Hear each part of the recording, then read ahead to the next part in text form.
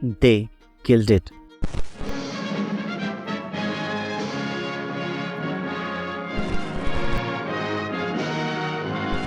Every day for hundreds of years, years of peace and years of war, John Britton has seen ships sail from his island to the seven seas.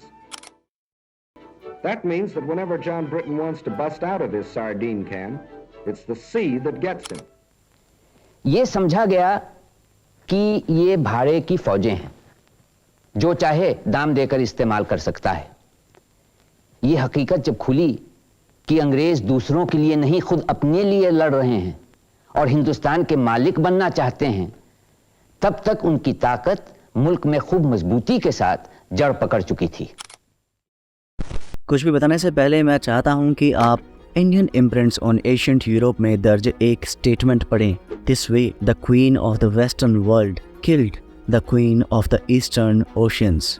ये statement है William Digby की, जो 1849 में जन्मे एक British journalist, author और politician थे। यहाँ क्वीन ऑफ ईस्टर्न ओशियन का अर्थ है इंडियन शिप बिल्डिंग इंडस्ट्री। किसी भी देश की शक्ति का अहम हिस्सा उसका समुद्र के माध्यम से होने वाला ट्रेड और उसकी नौसेना से ही रिफ्लेक्ट होता है। जैसे आज इंडियन नेवी को लेकर विश्व भर में क्या क्या कहा जाता है। From helping douse a fire on a Marshall Islands flagged tanker that was struck by a missile fired by Houthi rebels to rescuing vessels hijacked by pirates, Indian Navy warships have been providing security to merchant ships in the Arabian Sea. India's Prime Minister Narendra Modi stated that India is committed to protecting freedom of navigation and combating piracy and terrorism in the Indian Ocean region. On Monday, Bulgarian President Rumen Radev expressed his gratitude for the Indian Navy after they seized a ship from Somali pirates. Indian navy के शक्तिशाली vessels हो या India का huge maritime trade हो, भारत विश्व पटल पर अपनी साख जमाता जा रहा है। पर अगर मैं कहूँ भारत माता के सपूत आज ही नहीं हजारों वर्ष पहले भी समुद्रों में खेलते थे, तो अगर मैं कहूँ कि हमारी उस विरासत को कुछ धूर्तों ने मार डाला, तो फिर शुरू हो गया वही सब। भारत में सब था, ये था वो था। अरे था तो गया कहाँ, सब बताऊंगा भाई, जब तक तुम लिब्रांडो के इंफीरियोरिटी कॉम्प्लेक्स का और विदेशी तलवे चाटने का बुखार ना उतर जाए, रुकूंगा थोड़े। चैप्टर 1 द विदेशी एक्सपीरियंसेस। इससे पहले हम इस चैप्टर में आगे बढ़े, मैं आपसे पूछता हूँ कि इंडियन नेवी का ऑफिशियल मोटो क्या है। वो है शम नो वरुणः, जिसका अर्थ और ओरिजिन अगले चैप्टर में मिलेगा। फिलहाल हजारों साल पीछे जाने से पहले इंडियन इंडस्ट्रियल कमीशन 1916-18 की रिपोर्ट देखते हैं। यहाँ सर विलियम डिग्बी का स्टेटमेंट है कि 100 साल पहले भी Indian ship building excellent condition में थी। Indian imprints on ancient Europe के पेज 179 पर लेफ्टिनेंट वॉकर की स्टेटमेंट है कि ब्रिटिश शिप्स को हर 12 साल में रिपेयर करना पड़ता था, वहीं इंडियन मेड शिप्स बिना रिपेयरिंग के 50 वर्ष से भी अधिक चलती थी। फ्रेंच ट्रेवलर वॉल्टर साल्विन्स ने ले हिंदू में दर्ज किया, हिंदू शिप बिल्डिंग में अग्रिम थे और आज भी यूरोपियंस हिंदुओं से कुछ लेसन्स सीख सकते हैं। यहाँ तक कि ब्रिटिशर्स ने हिंदुओं से इस बारे में बहुत कुछ सीखा भी है। क्लाउडे अल्वारेज की बुक डीकोलोनाइजिंग हिस्ट्री में जॉन ग्रोसे का एक्सपीरियंस उद्धृत किया गया है। भारतीय शिप बिल्डिंग एक वेल एस्टेब्लिश्ड इंडस्ट्री थी। भारतीय लोग विश्व की सबसे उत्तम शिप्स बनाते थे, वो भी हर साइज में, इवन 1000 टन से भी अधिक कैपेसिटी वाली, जिनकी ड्यूरेबिलिटी इम्प्रेसिव थी। सोलवाइंस ने भी ऑब्जर्व किया था, अंग्रेजों ने शिप बिल्डिंग के विषय में बहुत कुछ हिंदुओं से ही सीखा था। लॉर्ड ग्रेनविले ने कहा था इंडियन शिप्स एक सेंचुरी तक वर्किंग कंडीशन में रहती थी। खैर अभी 18th सेंचुरी के पीछे चलते हैं। भारत की खोज करने वाले सॉरी क्या करें, करिकुलम की बातें करेक्ट करना आसान नहीं है। तो भारत के समुद्री मार्ग की खोज करने वाले वास्को द गामा का जर्नल देखते हैं, a journal of the first voyage of Vasco da Gama. यहाँ इंडियन क्रिश्चियंस के 4 बड़े वेसल्स आई मीन शिप्स की बात हो रही है। ये बात है सार, खुल गई पोल। देखा क्रिश्चियंस लिखा है, क्रिश्चियंस। अब एक गधे रुक, अगले पेज पर लिखा है कि ये इंडियन क्रिश्चियंस क्राइस्ट भी चिल्ला रहे थे। मजा आया, अब क्या बोलेगा ये सर। फिर वही धैर्य। एक्चुअली वास्को द गामा और उसके सहयोगियों को हेल्यूसिनेशंस हो रहे थे शायद, उसे हर जगह क्राइस्ट सुनाई देता था। एज पर बर्टन वो क्राइस्ट नहीं कृष्णा कृष्णा चिल्लाए थे। इवन सर जे किर्क भी एडमिट करते हैं कि क्राइस्ट से मिलता जुलता कोई शब्द उनकी जानकारी में भारतीयों द्वारा नहीं बोला गया होगा। फिर भी यहाँ अगर लिप्टार्स बेनिफिट ऑफ डाउट ले भी लें तो अब क्या करेंगे। इंडिया इन 15th सेंचुरी नामक पुस्तक में 1420 में भारत आए इटालियन ट्रैवलर निकोलो कोंती का यात्रा वृतांत भी है। वो ऑब्जर्व करते हैं कि भारतीय उनकी शिप से बड़ी शिप्स रखते हैं। शिप्स का डिजाइन ऐसे कंपार्टमेंट्स रखता है कि अगर एक कंपार्टमेंट टूट भी जाए तो बाकी पोर्शन पूरी समुद्री यात्रा कर सकता था। अब बोल, ये तो वास्को द गामा से पहले का वर्णन है ना, वो भी विदेशी। खैर अभी तो मैं बस शुरू हुआ हूँ। The new Cambridge history of India volume 3। Europeans के भारत आने से बहुत पहले से भारतीय शिप बिल्डिंग वेल एस्टेब्लिश्ड थी। इंडियन शिप्स ड्यूरेबल थी और कमर्शियल यूजेस के लिए वेल बिल्ट थी। 17 to 19 सेंचुरी में इंडियन शिपयार्ड में बहुत सी शिप्स बनाई गई। इवन हमारे पारसी भाइयों ने भी अपने स्किल्स का लोहा मनवा दिया था, जिनमें नुसरवांजी वाडिया का नाम ब्रिट्स के रिकॉर्ड में अब भी मिल जाता है। खैर अब 12th सेंचुरी पर चलते हैं। The travels of Marco Polo the Venetian book 3 भारतीय कमर्शियल शिप्स की बात करती है। शिप्स में 60 कैबिन्स तक हैं, अच्छी अकोमोडेशन है। लार्जर शिप्स में कैबिन्स के साथ साथ बल्कहेड्स भी हैं। सबसे बड़ी शिप्स को चलाने के लिए 300 आदमियों का क्रू चाहिए होता था। शिप्स में स्मॉल बोट्स होती थी जो साइड में लटकाई जाती थी, जैसे आज भी लटकाई जाती हैं, जिसके सेफ्टी से लेकर फिशिंग तक अनेक यूज होते थे। आइए अब आपको 2nd सेंचुरी तक ले चलता हूँ। गनर थॉम्पसन की book discovery the real story page 220। India और इंडोनेशिया के बीच समुद्रिक व्यापार था। 1st सेंचुरी एडी के हिंदू मैन्युस्क्रिप्ट पेरिप्लस में बड़ी शिप्स का वर्णन है। उसी समय के चाइनीज दस्तावेज भी भारतीय शिप्स का वर्णन करते हैं। इवन बुद्धिस्ट रिकॉर्ड्स भी इसके सपोर्ट में हैं। थोड़ा और पीछे चलते हैं। अलेक्जेंडर तक ने भारत में शिप्स बनवाई थी। सर, कौन से हिंदू ग्रंथ में शिप मिल गई तुझे? जब देखो विदेशी मनोवादियों को उठा लाता है। और इतना ज्ञान था तो गया कहाँ? हाँ, गया कहाँ? आहा, ये पूछने के लिए मैं कैसे तुम्हारा धन्यवाद करूं? Chapter 2 the glorious past. इससे पहले कि हम जाने कि हमारा ये वृद्ध ज्ञान नष्ट कैसे हुआ, थोड़ा रूट्स और खंगालते हैं। महाराजा भोज ने लगभग 11th सेंचुरी में युक्ति कल्पतरु की रचना की। शिप बिल्डिंग इन द युक्ति कल्पतरु एंड सम्रांगण सूत्रधार के अनुसार युक्ति कल्पतरु में शिप बिल्डिंग से जुड़े कई रेफरेंसेस हैं, जहां अलग अलग टाइप्स की शिप्स और मैन्युफैक्चरिंग मेंशन्ड है। फॉर एग्जांपल इन वर्सेस में गोल्ड, सिल्वर, कॉपर और इनके कंपाउंड से शिप बिल्डिंग की बात हो रही है। इवन यहाँ शिप्स के डेकोरेशन की भी बात हो रही है। वारा में रचित वृद्ध संहिता, जिसका काल 5th सेंचुरी के आसपास का माना जाता है, उसके चैप्टर 48 का वर्स 12 देखिए। अथवा समुद्र तीरे कुशलागत रत्न पोत संभादे घननी चुललीन जल चरसीत खगशबली कृतोपांते।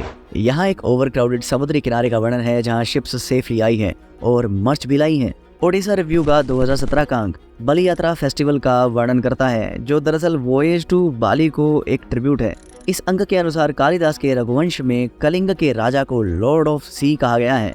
सेलोन के आइलैंड पर सम्राट अशोक का जाना हो या कलिंग के लोगों का बाली, जावा, सुमात्रा जाना हो, सब में शिप्स ही यूज करी गई थी। कलिंग और सिंबल द्वीप का सी रूट्स के through contact 5th century BC से ही स्थापित माना जाता है। कौटिल्याज अर्थशास्त्र के चैप्टर 28 का टाइटल देखिए, द सुपरिंटेंडेंट ऑफ शिप्स। समुद्र के किनारे बसने वाले गाँव के टैक्सेशन, फिशरमैन्स का टैक्सेशन या फिर एक स्टॉर्मी कंडीशन फेस करके आई शिप के साथ कैसे व्यवहार हो, ऐसी कई बातें यहाँ हैं। एक एडमिनिस्ट्रेटिव बुक में इनका जिक्र आपको क्या बताता है? खैर थोड़ा और पीछे चलते हैं। थोड़ा क्यों, हड़प्पन सिविलाइजेशन तक चलते हैं। Memoir of Archaeological Survey of India number 78 title Lothal Harappan port town volume 1 by SR Rao. यहाँ लोथल में एक पोर्ट के रिगार्डिंग स्टडी की गई है। यहाँ श्री HP ओझा बताते हैं दिसंबर 1960 में वे लोथल गए थे। वहाँ के डॉकयार्ड की स्टडी करने के लिए एक्सकवेशंस जारी थी, एविडेंसेस की प्रतीक्षा थी। यहाँ आपको समुद्र और लोथल के डॉक के रूट का मैप भी मिलेगा। Finally Ojha report cleared it कि लोथल की और एक सी पैसेज एग्जिस्ट करता था और लोथल का स्ट्रक्चर सिवाय डॉकयार्ड के कुछ हो ही नहीं सकता। कुछ हिंदू ग्रंथों की ओर वापस चलते हैं।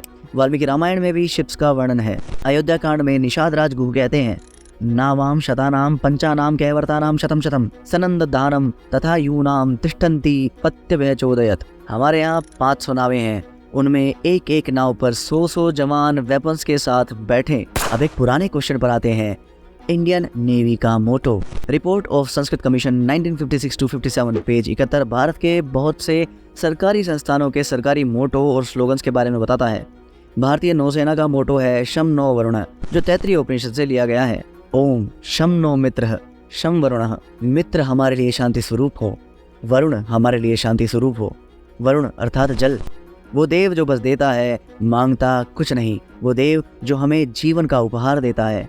मैं जानता हूँ भाड़े के नास्तिकों को यहाँ शर्म आनी चाहिए कि जिनकी सुरक्षा में वे बैठे हैं उन्हीं की वैल्यूज को वो गालियां देते घूमते हैं। खैर, कहानी अभी और है। ऋग्वेद प्रथम मंडल 25वां सूक्त मंत्र 7। यहाँ ये शब्द देखिए, नावः समुद्र्यः। इस मंत्र में यहाँ अर्थ ही समुद्र में गति करने वाली नौका है। आई डोंट नो व्हाट लिप्टार्ड्स विल से ऑन दिस। कहेंगे हम वर्बल डायरिया है हमें, इतना कुछ था तो गया कहाँ? बताना गया कहाँ? अरे बताता हूँ भाई, बताता हूँ। Chapter 3, the fear and the destruction. Indian ship building जो यूरोपियंस के भारत आने से पहले से हजारों वर्ष से फल फूल रही थी, ब्रिटिशर्स ने उसे मार डाला था। इंडियन इंडस्ट्रियल कमीशन 1916-18 की रिपोर्ट में दर्ज ये लाइंस देखिए। एक और भारतीय इंडस्ट्री जो इंग्लिश मैन्युफैक्चरर्स की जलन का शिकार हुई वो थी शिप बिल्डिंग। शिप बिल्डिंग कैसे बच जाती जब ना जाने कितनी भारतीय इंडस्ट्रीज को ब्रिटिशर्स खा गए थे। ये मैं नहीं कह रहा, आर्नल्ड टॉयनबी का स्टेटमेंट है। इंग्लिश इंडस्ट्रीज कभी ग्रो नहीं कर पाती अगर वो प्रोटेक्टेड ना होती और विरोधी इंडस्ट्रीज को घोटा ना गया होता, अगर भारतीय इंडस्ट्रीज की बलि ना दी गई होती। Prosperous British India, a revelation from official records by William Digby के अनुसार लॉर्ड वेलेस्ली इंडियन शिप्स के लिए एक न्याय संगत पॉलिसी लाना चाहते थे। उन्हें लंदन के पोर्ट्स पर ट्रांजैक्शन की अनुमति देना चाहते थे। रिजल्ट ये हुआ कि उनका पुरजोर विरोध किया गया। पर क्यों? ऐसा क्या था इंफीरियर इंडिया की शिप्स में जो सुपीरियर ब्रिटिशर्स से निगला नहीं जा रहा था? भारतीय शिप्स जब लंदन पहुंची थी तभी से मोनोपोलिस्ट के होश उड़ चुके थे। लंदन के शिप बिल्डर्स रोना शुरू कर चुके थे। उन्होंने घोषणा की इंडियन शिप्स उनके रोजगार खत्म कर देगी और लंदन के पोर्ट्स के शिप वर्कर्स की फैमिली भूखी मर जाएगी। पर क्या बात केवल इतनी थी? ब्रिट्स को एक डर ये भी था कि लंदन आने वाले भारतीय सेलर्स ब्रिटिशर्स का वास्तविक लाइफस्टाइल और नीचता देख लेंगे और वापस जाकर जब वो अपने लोगों को बताएंगे तो उनका एशियाटिक सब्जेक्ट्स की दृष्टि में जो रिस्पेक्टेबल स्थान है वो समाप्त हो जाएगा। उनकी सुप्रीमेसी खतरे में आ जाएगी। The journal of the house of Commons volume 70। Finally भारतीय शिप्स को अलाउ करने वाले बिल के अगेंस्ट लंदन के शिप बिल्डर्स ने एक पिटीशन दर्ज करा दी। द पार्लियामेंट्री डिबेट्स वॉल्यूम 31 इस बिल से जुड़े डिस्कशंस लिए बैठा है। एल्डरमैन ने पक्ष रखा था कि अगर भारतीय शिप्स इंग्लैंड आ गई या शिप बिल्डिंग को इंडिया शिफ्ट किया गया तो थेम्स के किनारे उनकी एस्टेब्लिशमेंट्स मर जाएंगी। आर्ग्यूमेंट आया कि बिल पर 2 मिसकंसेप्शंस हैं, जिनमें से एक है थेम्स के शिप बिल्डर्स का भय जो निराधार नहीं है। मिस्टर वॉलेस ने सीधे सीधे बताया कि हाँ, इंडियन शिप्स एडवांटेज रखती हैं, वो सुपीरियर हैं, ड्यूरेबल हैं, कम रिपेयरिंग मांगती हैं। इन आर्ग्यूमेंट्स का पक्ष था कि इंडियन शिप्स और शिप बिल्डिंग इंग्लैंड ना पहुंचे तो अच्छा। पर विडंबना ये थी कि अमेरिकन बिल्ड शिप से कोई दिक्कत नहीं। इनफैक्ट किसी भी कॉलोनाइज्ड एरिया के शिप्स से ब्रिटिश नहीं घबराए, पर भारतीय शिप्स उनसे सही नहीं गई। डर का एक कारण और था, इंडियन शिप्स बिजनेस को अपने पक्ष में कर सकती थी। ये जाहिर था कि इंडियंस शिप्स बना सकते थे, बल्कि बनाते आए थे, ऊपर से किफायती शिप्स बनाते थे। सभी नेशंस एक मोर ड्यूरेबल या चीपर प्रोडक्ट खरीदने लगेंगे। फाइनली एक बिल जो शायद एक इंडियन इंडस्ट्री को मरने से रोक देता वो रद्द कर दिया गया। Indian imprints on ancient Europe के अनुसार सर रॉबर्ट पील की अगुवाई में एक कमेटी बनाई गई। मैंडेटरी किया गया कि लंदन तक गुड्स केवल ब्रिटिश शिप्स लाएंगी। कोई भी इंडियन ब्रिट्स की शिप्स में सेलर नहीं बनेगा। इंडियन शिप्स पर अनजस्ट रेगुलेशंस लगा दिए गए जिनका एम था इंडियन शिप बिल्डिंग खत्म कर देना। धीरे धीरे भारतीय शिप बिल्डर्स की सस्टेनेबिलिटी खो गई। And as William Digby said, this way the queen of the western world killed the queen of the eastern oceans. करना ब्रिटिशर्स ने तो हमें रेलवेज दी है ना, ब्लडी लिप्टार्ड्स। खैर, फिर भी आज भारतीय शिप्स और नौसेना विश्व पटल पर उभर रहे हैं। मेरा ये वीडियो बनाने का उद्देश्य है कि अगर किसी ने ये वीडियो पूरा देखा है तो शायद वो अपने पूर्वजों का सामर्थ्य पहचाने। वही सामर्थ्य आप में भी है। Build like our ancestors built, rise. और हाँ, चिंता ना करें क्योंकि सत्यमेव जयते। जय श्री हरि।